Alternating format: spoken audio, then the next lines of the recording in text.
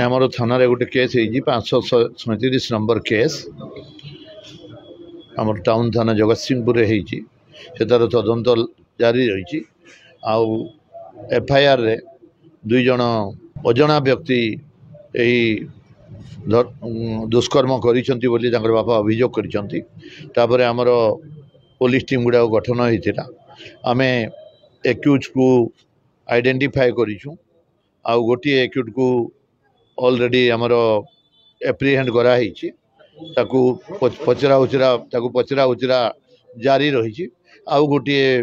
जो पिला ताकू मध्य आज निश्चित रूप से अणाजिव एवं 2 जन को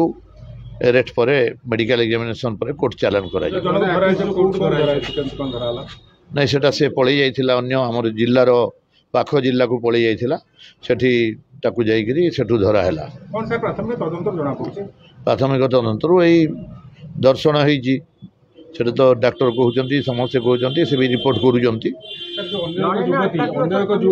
अन्य एक युवती थिले जे कि ताकू जो डाकू थिले जीवा पई तो ताकू जो सर कोन रही नहीं सेटा को डाकू थिले जीवा पई डाकी नांती सी तांकर मोबाइल रे भी रेकर्डिंग अच्छी कौन कथा होती मोबाइल रे तार कॉल डिटेल्स भी बाहर करी भी तदंत चालू रही नहीं आउ जड़े अच्छी बोलिक आम भावुचु आटा किंतु युवती जनक बयान रे टिके अलग प्रकार कही स्वास्थ्य अवस्था ठीक रही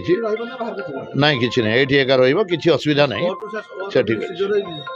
स्पॉट रू से साइंटिफिक टीम आम जहाँ सीजर कर डिस्क्लोज करा नहीं पीड़िता बयान रेकर्ड एवं